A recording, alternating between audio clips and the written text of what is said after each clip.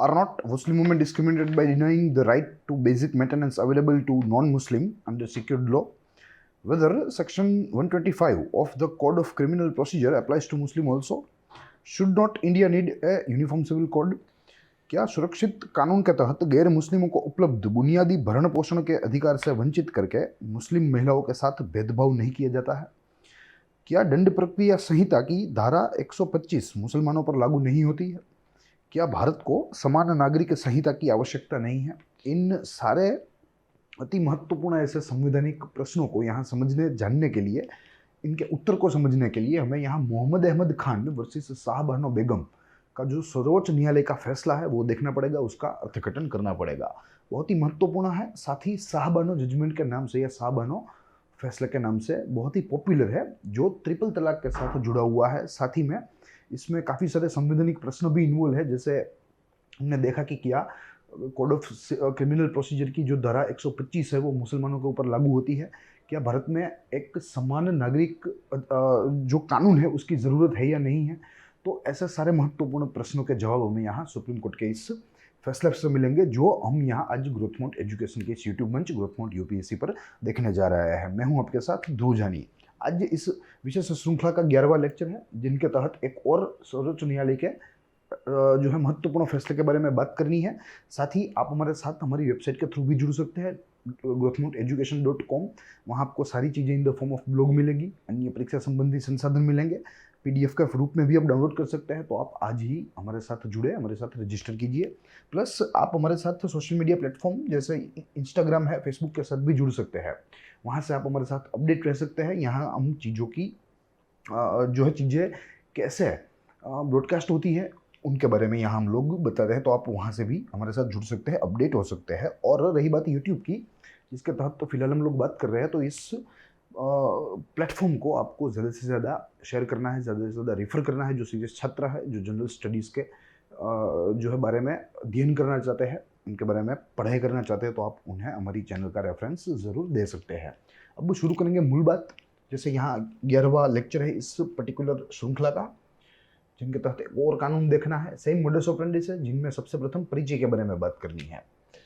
कहा गया है, Mohammad Ahmad Khan versus Shah Bano Begum, famously known as Shah Bano case, is one of the landmark judgment in Muslim women's fight for rights in India and against the set Muslim personal law. Yes, जैसे मैं मालूम है कि भारत में हिंदू पर्सनल लॉ है, मुस्लिम पर्सनल लॉ है, Christian personal law है, Parsi personal law है, काफ़ी सारे धर्म है, जितने उतने पर्सनल लॉ है, मगर इनमें से मात्र और मात्र मुस्लिम पर्सनल लॉ जो है वो ऑपरेशनल है या कार्यरत है।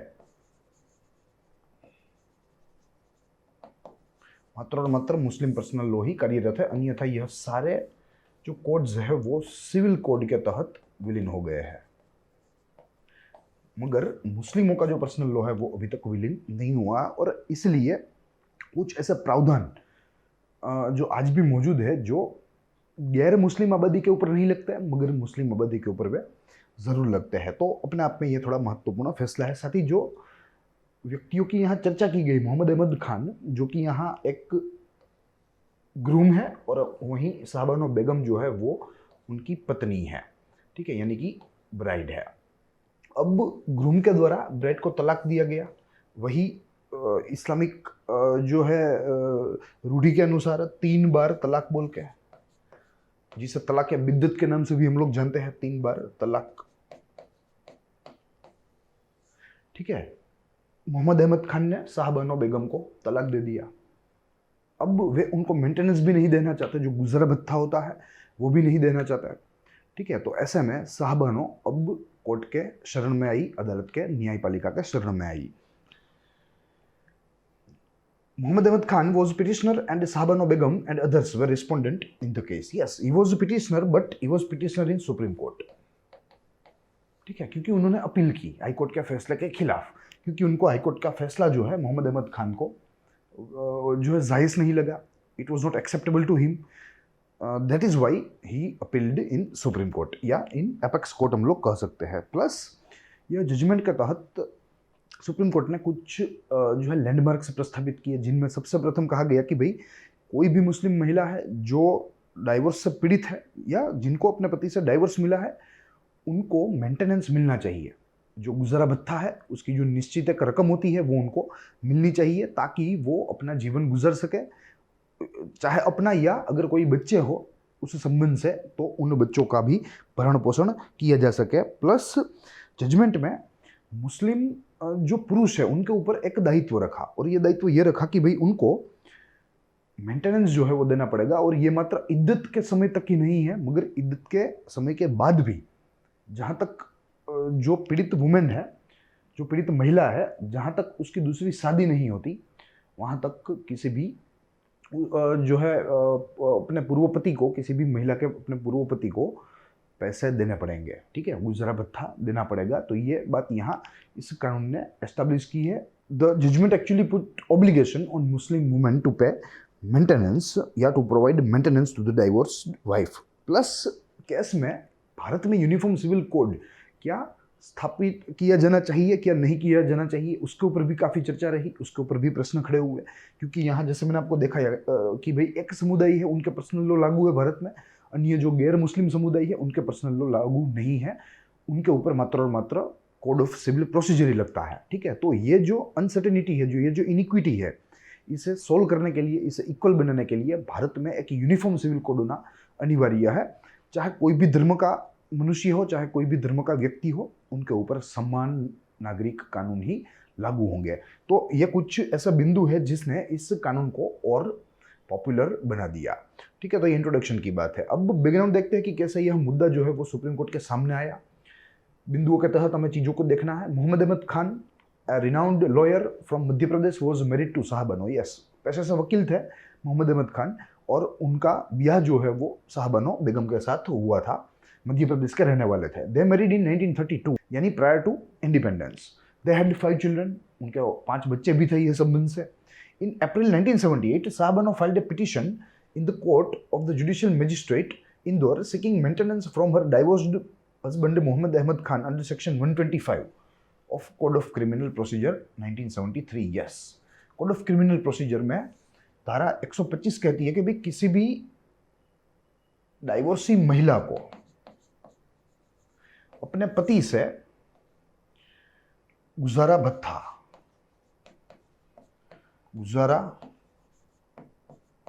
भत्ता मिलना चाहिए, ये उनका हक है, ऐसा यहाँ कोड ऑफ क्रिमिनल प्रोसीजर की धारा 125 कहती है। तो शाहबानो बेगम ने इसी धारा का उपयोग करके एक याचिका दायर की, एक याचिका जुडिशियल मजिस्ट्रेट के साथ दायर की इंदौर में, और उसमें बताया कि भाई उन्हें गुजारा भत्ता चाहिए अपने पति से, अपने डाइवोर्स पति से। इन 1975 Ahmad Khan asked Sahabano to move out of his residence where she was living with Khan and his second wife. Yes, 1975 में मोहम्मद अहमद खान यानी कि उनके पति ने उन्हें अपने घर से बेदखल कर दिया, अपने घर से बाहर निकाल दिया। Section 4 and 15 of the constitution 42nd amendment act 1976 देखिए, जो फ्लोटिंग नोट है, ठीक है, मगर बहुत ही रिलेवेंट है, क्योंकि यहाँ इसी 42वें संशोधन से, जो 42वां संशोधन बहुत ही शक्तिशाली है, जिसने केशवानंद भारती का जो फैसला था उसे उलट करने के लिए, उसे वॉइड जो है बनाने के लिए, या उसे इनेक्टिव बनाने के लिए सरकार के द्वारा यह पूरा का पूरा संशोधन लाया गया था, और इस संशोधन से सरकार एवं संसद को असीम शक्तियां प्राप्त हुई। तो उसी में सेक्शन 125 के बारे में जो है इसी संशोधन में कहा गया था। देखिए क्या कहा गया है। Section 125 of the code of criminal procedure 1973 puts a legal obligation on a man to provide maintenance for his wife during the marriage and after the divorce too. Yes, तो यहाँ यह एक लीगल ऑब्लिगेशन है धारा 125 के तहत किसी भी आदमी के लिए कि भाई अपनी पत्नी को गुजारा भत्ता दे, चाहे अपने ब्याह के समय दौरान, चाहे अपने जो है तलाक के बाद या अपने डाइवोर्स के बाद, मगर किसी भी आदमी को गुजारा भत्ता देना अनिवार्य है। It is obligatory to every man, ठीक है, जो यहाँ ये धारा कहती है, जो 42वें संशोधन से डाली गई थी। अब उसके पश्चात Shah Bano sought maintenance at the rate of ₹500 per month in view of the professional income of Ahmed Khan, which was about ₹60,000 per annum. Yes, प्रति वर्ष 60,000 रुपये की आई थी मोहम्मद अहमद खान की, ठीक है। तो उनके सामने शाहबानो ने 500 रुपया प्रति माह मांगा, यानी कि अगर 12 महीने की बात करें तो 6% वार्षिक आय में से 6% साहबानों ने गुजारा भत्ते के रूप में मांगे, कोर्ट के थ्रू रिक्वेस्ट करी। On appeal, high court of Madhya Pradesh enhance the amount to rupees 179.20 per month. ठीक है, मगर अपील की गई और जिसकी बदौलत हाईकोर्ट ने इसमें और इजाफा किया, यानी कि 500 प्लस 179.20। ठीक है, इतने पैसे मोहम्मद अहमद खान को साहबानों को प्रति माह देने हैं। इन August 1979 the magistrate court directed Khan to pay a sum of rupees 25 per month to साहबानों। In November 1978, Ahmad Khan granted साहबानों irrevocable तलाक। यस, 1978 में मोहम्मद अहमद खान ने साहबानों को तलाक दिया था। And he said साहबानों had ceased to be his wife by the reason of the divorce. He was under no obligation to provide maintenance for her। और उन्होंने बताया कि भाई मैंने 1978 में मेरी पत्नी को तलाक दे दिया है, अब क्योंकि तलाक दे दिया है तो वो अब मेरी पत्नी ही नहीं रही, तो गुजारा भत्ता का कोई प्रश्न ही नहीं उठता। ऐसा तर्क उन्होंने अदालत के सामने पेश किया।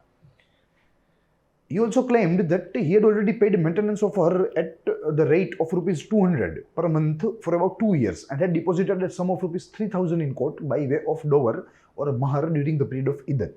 ठीक है, देखिए महर जो है वो एक ऑब्लिगेशन है which should be paid in form of money or material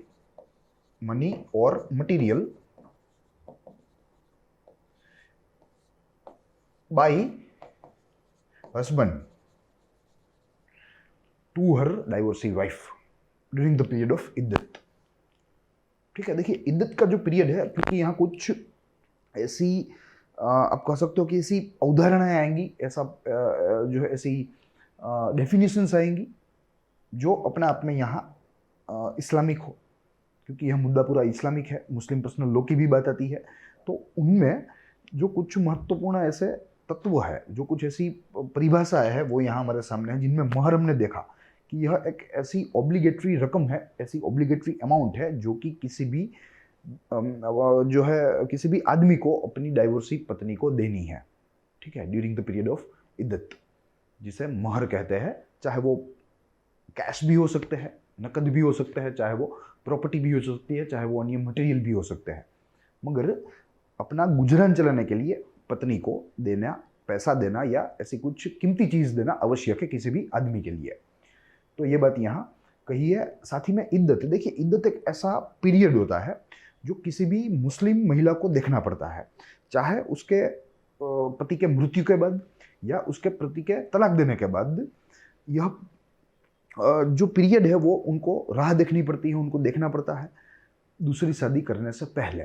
and the maximum period for इद्दत शैल बी 4 months। ठीक है, मैक्सिमम पीरियड जो है वो 4 माह तक का हो सकता है, ये बात हमें ध्यान में रखनी होगी। तो ये ऐसा पीरियड है जहाँ मुस्लिम महिला राह देखती है, चाहे उनके पति की मृत्यु हुई हो या उनके पति के द्वारा डाइवोर्स मिला हो। तो यह जो पूरा जो वैक्यूम है, टाइम वैक्यूम, वो अपने आप में दूसरी शादी के पहले का है, यानी कि बफर है between the death of husband और a divorce and new marriage for a woman. ठीक है, तो वो इद्दत है। तो इस समय में महर के रूप में मोहम्मद अहमद खान ने बताया कि भाई मैं पैसे दे चुका हूँ, 3000 रुपये तब दिए थे, प्लस 2 वर्ष तक प्रति माह 200 रुपये में देता रहा हूँ।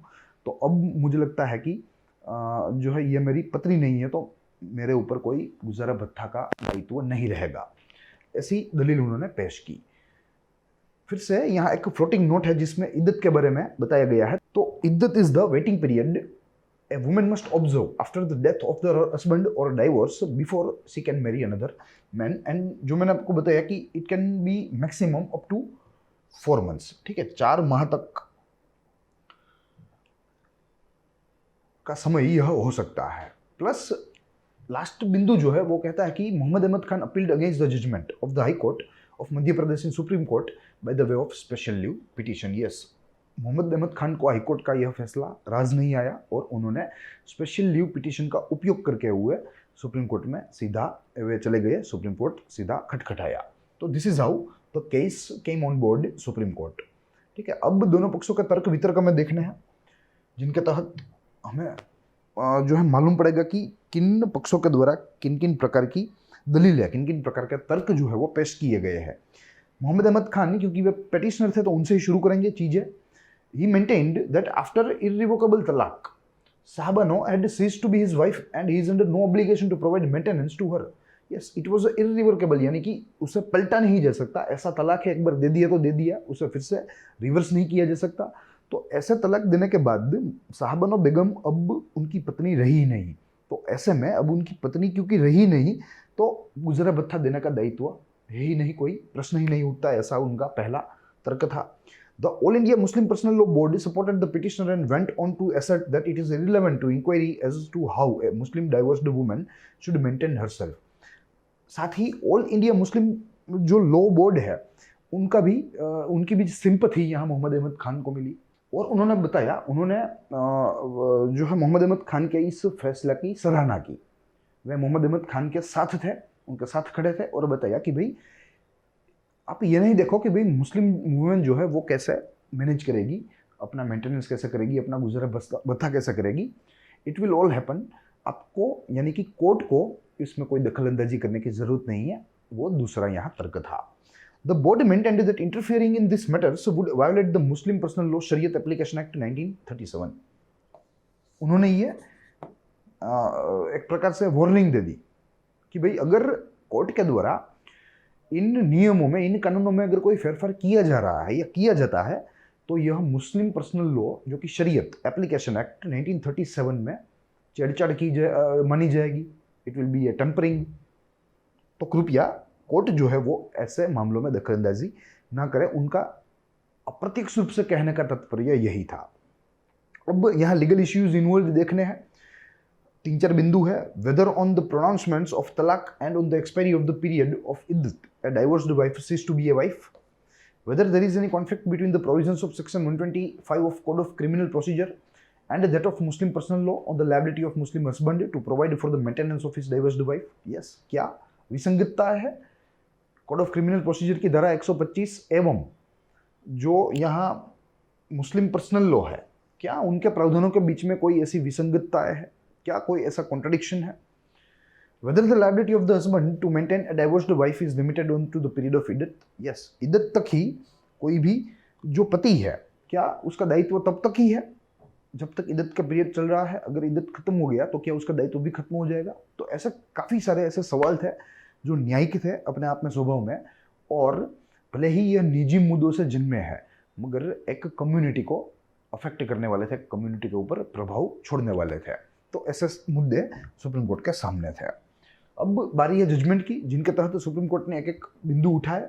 सबसे प्रथम बिंदु में कहा, on the question of applicability of section 125 of code of criminal procedure applies to Muslim, the court held that the religion of professed by a spouse और by the spouses has no place in the scheme of this provision. Yes, उन्होंने बताया कि भाई यहाँ धर्म कहाँ देखना है, सेक्शन 125 अगर लागू करनी है तो यहाँ धर्म की कोई बात ही नहीं है।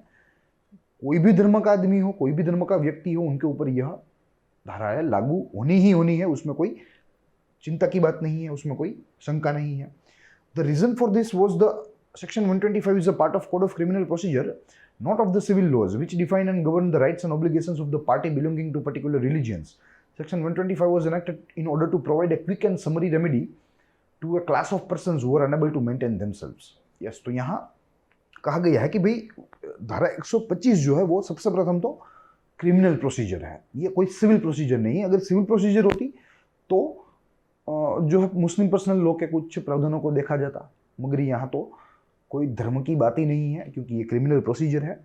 और दूसरा बिंदु यह है कि यह धारा का निर्माण इसलिए किया गया, धारा 125 का निर्माण ही इसीलिए किया गया कि भाई जो व्यक्ति अपने आप को मेंटेन ना कर पाए उनको संरक्षण प्रदान करे, उनको जहाँ से मेंटेनेंस मिलने वाला है उनके ऊपर प्रेशर करे। ठीक है, तो अपने आप में यह एक लीगल रेमेडी है, एक लीगल प्रोटेक्शन है जो किसी भी ऐसी असक्षम व्यक्ति को दिया जाएगा जो अपना गुजारा अपने आप नहीं कर सकते। फिर the court said neglect by a person of sufficient means to maintain this and inability of this person to maintain themselves are the objective criteria which determine the applicability of 125. Yes, तो इनके applicability तय ही यहाँ से हो रही है कि भाई कोई व्यक्ति अगर अपना मेंटेनेंस नहीं कर पा रहा है, अपना गुजार नहीं कर पा रहा है, तो यहाँ ये कानून या ये धारा अपने आप में हरकत में आ जाएगी। तो इसमें धर्म या जाति की कोई चर्चा नहीं है, उसका कोई भेद नहीं है। Clause B of the explanation of section 125, subclause 1 defines wife as including a divorced wife. Yes, तो यहाँ जो बात थी कि भाई डाइवोर्स के बाद क्या जो पत्नी है वो पत्नी रहेगी, तो यहाँ कहा गया है कि बिल्कुल रहेगी। चाहे पहले डाइवोर्स के पहले वो आपकी पत्नी थी, वैसे ही डाइवोर्स के बाद भी वो आपकी पत्नी ही रहेगी, जो यहाँ इस धारा के क्लोज बी में लिखा गया है। It does not exclude Muslim women from its scope. Yes, तो इसके व्याप से मुस्लिम महिलाओं को या मुस्लिम समुदाय को आप अलग कैसे रख सकते हैं।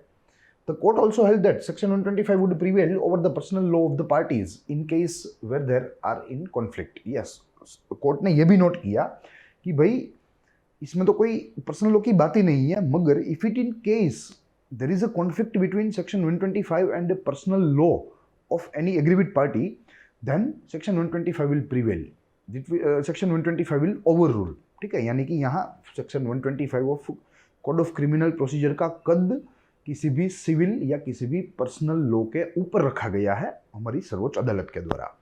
Then after, based on its interpretation of the Holy Quran, the court held that there is an obligation of the Muslim husband to make provision or to provide maintenance to the divorced wife. Yes, Holy Quran के जो है आप कह सकते हो कि उसके content के ऊपर यहाँ सर्वोच्च न्यायालय ने ऑब्जर्व किया और बताया कि भाई यहाँ तो कुरान में साफ साफ लिखा है, स्पष्ट रूप से लिखा है कि भाई जो मुस्लिम आदमी है जिसने तलाक दिए है अपनी पत्नी को, उस आदमी के द्वारा मेंटेनेंस पे किया जाना चाहिए, अनिवार्यतः उसका भुगतान किया जाना चाहिए गुजारा भत्ते का।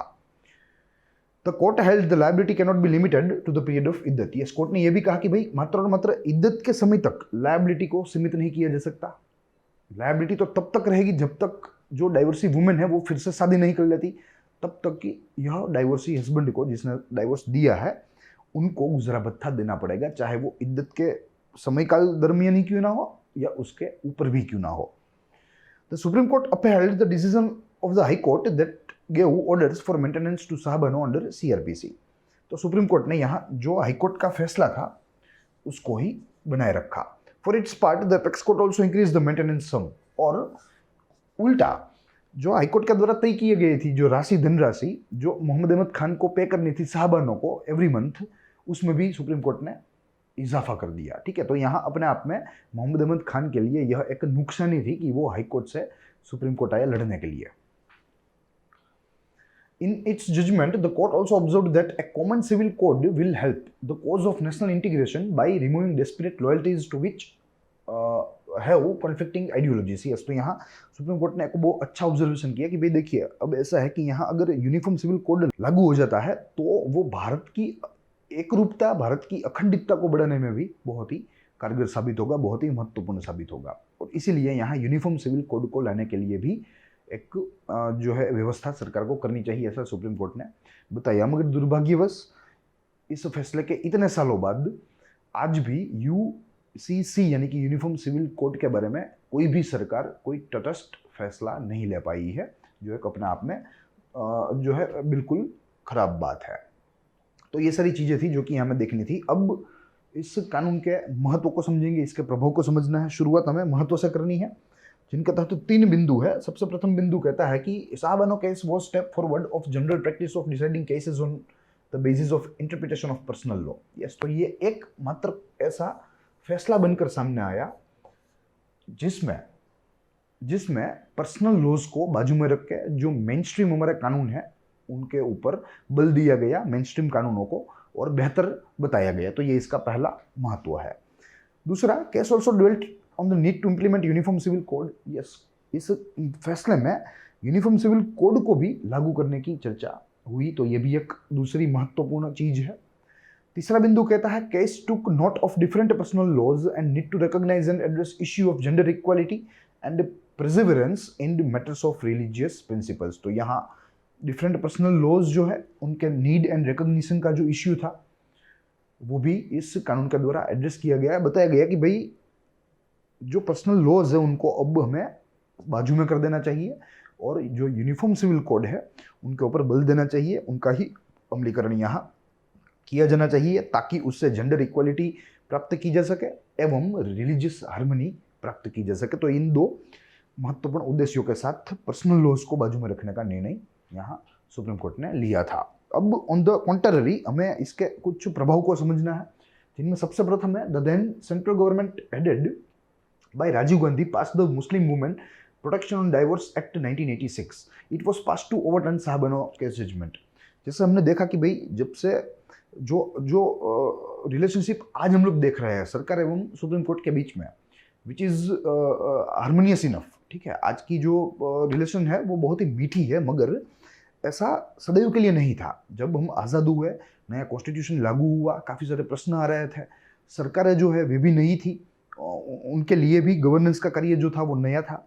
तो ऐसे में सुप्रीम कोर्ट और सरकार के बीच में एक प्रतिस्पर्धा बनी रहती, जिसके तहत सुप्रीम कोर्ट किसी भी सरकारी कदम को, सरकारी कानून को जो है अनकॉन्स्टिट्यूशनल घोषित करता था, वहीं सरकार जो है वो उस फैसले को ओवरटर्न करने के लिए या ओवर रूल करने के लिए संवैधानिक संशोधन लाती थी। जैसे केशवानंद भारती में हमने देखा कि केशवानंद भारती के फैसले को ओवरटर्न करने के लिए, उसे जो नलिफाई करने के लिए यहाँ केंद्र सरकार के द्वारा 42वां संवैधानिक संशोधन लाया गया था। ठीक वैसे यहाँ हुआ। इस पूरे जो है मुद्दे को या इस पूरे फैसले को नलिफाई करने के लिए, ओवररूल करने के लिए तब की केंद्र सरकार, जो कि राजीव गांधी के नेतृत्व में मुस्लिम प्रोटेक्शन एक्ट लाई, प्रोटेक्शन ऑन डाइवर्स एक्ट लाई 1986 का, जिनमें दो बिंदु महत्वपूर्ण थे और बताया गया उस दो बिंदु में कि भाई सबसे प्रथम तो maintenance is only liable for इद्दत पीरियड। इसमें बताया गया कि भाई जो मेंटेनेंस है वो मात्र और मात्र इद्दत पीरियड तक ही सीमित रहेगा। एक बार इद्दत पीरियड खत्म हो गया तो हस्बैंड का कोई ऑब्लिगेशन मेंटेनेंस के लिए नहीं रहेगा। अब हमने देखा कि भाई इद्दत पीरियड जो है वो अकॉर्डिंग टू कुरान मैक्सिमम 4 महीने तक हो सकता है, 4 माह तक का हो सकता है, प्लस उनमें से अब ये कानून जो है वो तय करेगा कि भाई 90 दिन, 95 दिन, एक्सेट्रा एक्सेट्रा। और जो दूसरा बिंदु था वो ये था कि भाई if women is not able to maintain herself, अगर महिला जो है वो अपना गुजारा करने में असक्षम है तो जिला मजिस्ट्रेट के पास उन्हें जाना चाहिए। साथ ही में जिला मजिस्ट्रेट जो है वो वक्फ बोर्ड को, जो मुस्लिम पर्सनल बोर्ड है वक्फ बोर्ड, उन्हें डायरेक्ट करेगा कि भाई ऐसी महिलाओं के भरण पोषण की जिम्मेदारी उठाए। मात्र महिला है तो महिला के भरण पोषण की, अगर उनके बच्चे साथ में है तो उन बच्चों की भी भरण पोषण की जो सुविधा है वो वक्फ बोर्ड के द्वारा उठाई जाएगी। तो ये दो बिंदु यहाँ इस कानून के द्वारा लाए गए थे ताकि जजमेंट को नलिफाई किया जा सके। ये इसका पहला प्रभाव था। दूसरा, act's constitutional validity was challenged by Daniel Latifi, lawyer of Shahbano. Yes, इस कानून की जो संवैधानिकता है वो यहाँ साहबानो केस के लॉयर, साहबानो के जो प्रतिनिधि थे, साहबानो के तरफ से लड़ रहे थे, यानी कि दोज हु वर रेस्पोंडेंट, उनके द्वारा बताया गया कोर्ट में कि भाई यह कानून जो है वो अपने आप में असंवैधानिक है। हावेवर कोर्ट ने यह बात को ठुकरा दिया और बताया कि भाई जो कानून है वो तो अपने आप में कॉन्स्टिट्यूशनली है, मगर यहाँ जो लायबिलिटी है जो इद्दत के पीरियड तक रिस्ट्रिक्ट की गई है वो रिस्ट्रिक्शन निकाल देना चाहिए। लायबिलिटी हस्बैंड की मेंटेनेंस के लिए लाइफ लॉन्ग रहेगी, जहाँ तक जो पीड़ित महिला है, जो डाइवोर्सी महिला है, वो दूसरी शादी नहीं कर लेती वहाँ तक। तो ये कुछ सुधार यहाँ इस पर्टिकुलर फैसले के द्वारा आए, इस पर्टिकुलर फैसले के कुछ प्रभाव भी पड़े। सो यहाँ तक आज हमने देखा, यही सारी चीज़ें थी जो कि हमें इस महत्वपूर्ण फैसले के बारे में चीज़ों को समझने में जो है हमें बेनिफिशियल रहेगी। I hope you enjoy the lecture. हमने इस पर्टिकुलर उपाख्यान में पूरा ढांचा जो है, जिसकी शुरुआत हमने परिचय से की, फिर उसकी पृष्ठभूमि देखी, फिर दोनों पक्षों के तर्क वितर्क देखे, न्यायिक प्रश्न जो इसमें शामिल थे उनको देखा, और अंततः हमने फैसला और फैसला के साथ इसके महत्व एवं प्रभाव के बारे में चर्चा की। हम लोग मिलेंगे गुजरात यूपीएससी के इस प्लेटफॉर्म पर इसी श्रृंखला के एक और उपाख्यान के साथ, जिनमें एक और सर्वोच्च न्यायालय के फैसले के बारे में हमें बात करनी है, जो हमारे लिए थोड़ा महत्वपूर्ण साबित होगा। हम लोग मिलेंगे, तब तक के लिए दीजिए इजाजत। देखते रहिए गुजरात यूपीएससी। साथ ही हमारी इस चैनल को लाइक, सब्सक्राइब और ज़्यादा से ज़्यादा शेयर करना ना भूलें। तब तक के लिए दीजिए इजाजत। जय हिंद, जय भारत।